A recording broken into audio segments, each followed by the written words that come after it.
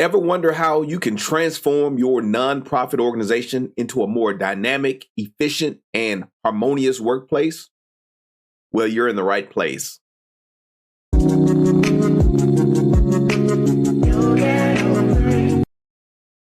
So let's kick off this episode with another question. How many of you believe that technology and data can not only streamline your operations, but also foster a culture of leadership and continuous learning? Share your thoughts in the comments. Well, rise and shine, leaders. This is Glen Guyton, keynote speaker and workplace trainer. It's time for our executive coffee break. I've got my beverage in hand, and I hope you have yours too. They say you can't choose your family, but you can choose your workplace culture and your beverage. You can even choose your mug. I'm drinking out of a Return of the Jedi mug for you Star Wars fans. And you know what? Leadership matters, so you might as well get good at it. Well, today I want to give you 5 more tips as we go over 25 tips for organizational transformation. And I'm focusing on nonprofit leaders because nonprofit leaders, you need help. If you haven't seen the other tips, the first 5 tips, go check out that video. But I'm going to give you tips 6 through 10 today. And of course, we're going to do all 25 as we continue our process. So tip number 6, utilize data-driven decision making. So let's talk about data. In the nonprofit world where resources are often tight, making strategic decisions based on data and analytics is smart. It's essential. It ensures that every decision you make is objective, targeted, and aligned with your organizational goals. Imagine having clear insights into what works and what doesn't, and where your efforts can have the most significant impact. Data is important. Do your research. Otherwise, you can fall in the trap of just doing something on a whim or because someone feels like it's the right idea. And if you are a visionary leader, sometimes you do have feelings. You do have gut feelings that you can't explain, but have the data to back up those decisions. It protects you, protects the organization, and it just makes you look smarter. Hey, not only do I have this good instinct, but I also have the data to go with it. And if you are working with your board as a leader, it's important that you can show them why your decisions make sense. So think about it. What data do you need? Do you have measurables tied to your strategic plan? If not, you're just pretty much throwing spaghetti on the wall, trying to see what sticks, but data is your friend. Number 7, foster leadership at all levels. Empowering individuals at every level to take on leadership roles is a game changer. It's about recognizing that great ideas and innovations come from anywhere and maybe everywhere. Encourage your team to lead projects, share insights, and contribute to the transformation process. This not only enhances engagement, but also builds resilient and adaptive organization. You don't have to be the smartest person in the room or on the team. If you are, you've hired poorly. Let your people lead. Let them lead within the scope of the authority that you have given them. That is so important that we foster leadership at all levels in every organization, even your volunteers. Empower your volunteers. Many nonprofits thrive off volunteers. So utilize your volunteers. Let them lead within certain parameters. You define the parameters and you let people lead. Don't micromanage the work that's going on. Number 8, I'm on 8. Invest in training and development. I have my team members reading a book.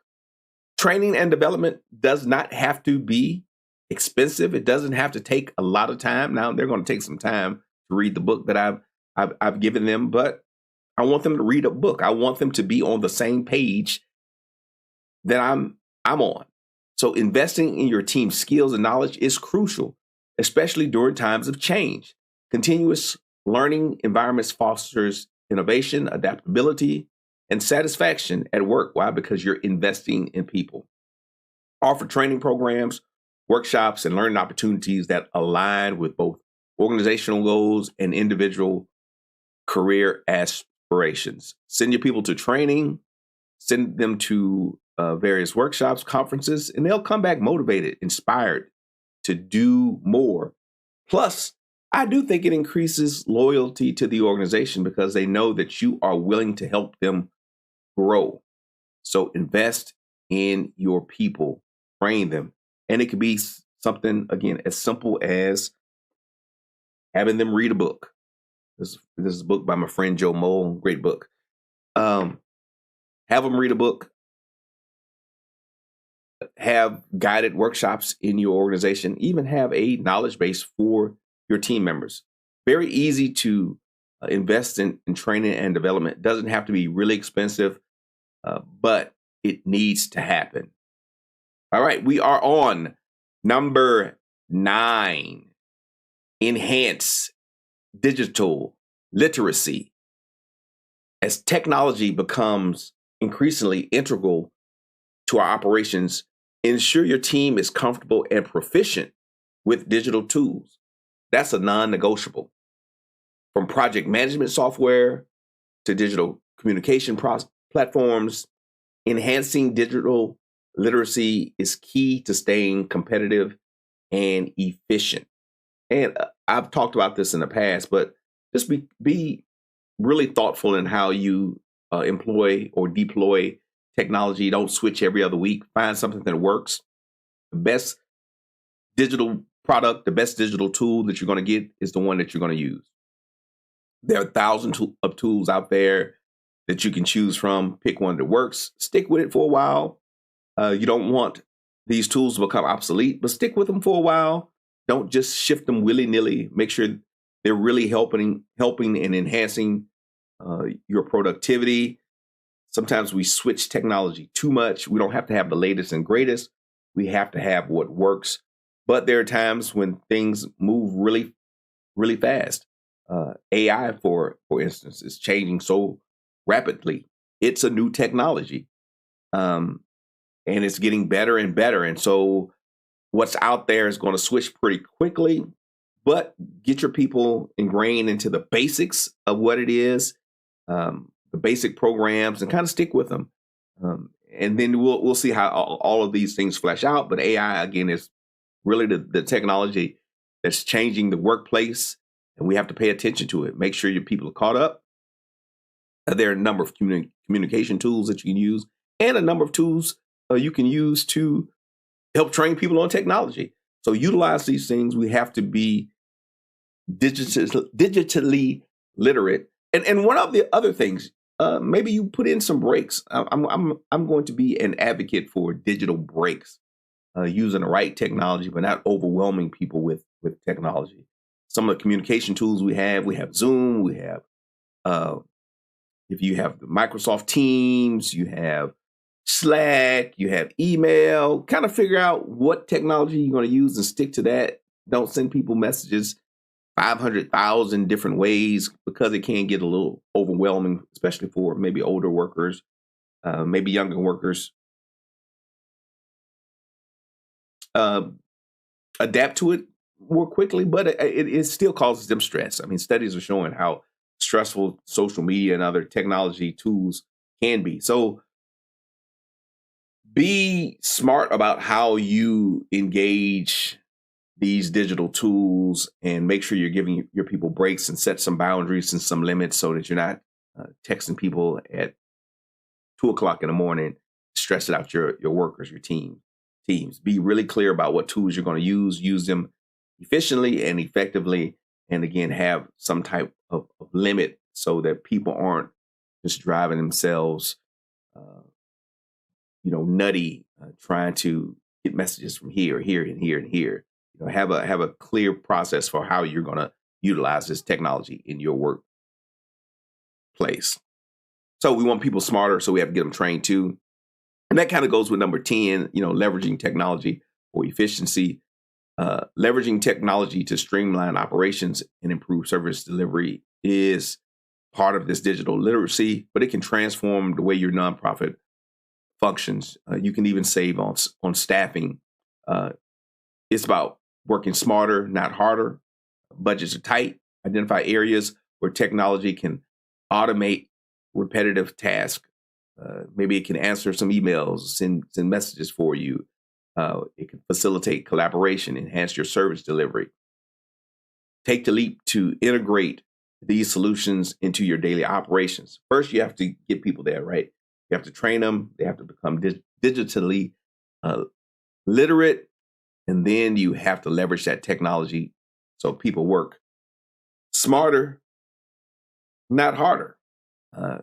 Take advantage of these tools. I mentioned AI is one of those tools that can help you in a number of different ways to make your processes run more smoothly. And one of the best things that you can do with AI is to outline instructions.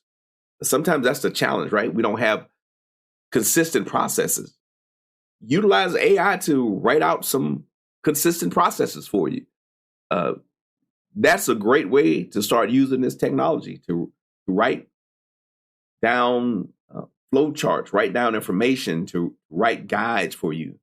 A really good tool, and you don't have to worry about some of the other risk when it comes to using AI or stealing someone's intellectual property. Just having it write some simple instructions.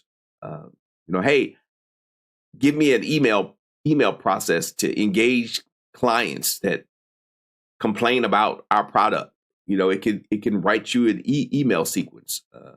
It can help write instructions for purchasing plane tickets. So these repetitive tasks, things that sometimes we don't have time to do, get AI to do it for you. So that's it. Tip 6 through 10, really focus on technology today. Also leadership, make sure that we foster leadership at all levels. That's so important. But utilize data, invest in training and development, and get on board with technology. That will really help you as a nonprofit leader. If you're going to invest time and money into something, invest in technology that saves you time and money. All right, so let's not forget the strength and perseverance that it takes to lead with empathy and inclusivity. Better leaders get better results. So to every one of you leading the charge for a more supportive and engaging workplace, I leave you with this. Stay bold, stay inspired, and remember that your actions today shape the culture of tomorrow. My name is Glen Guyton. You have a wonderful, wonderful, wonderful day.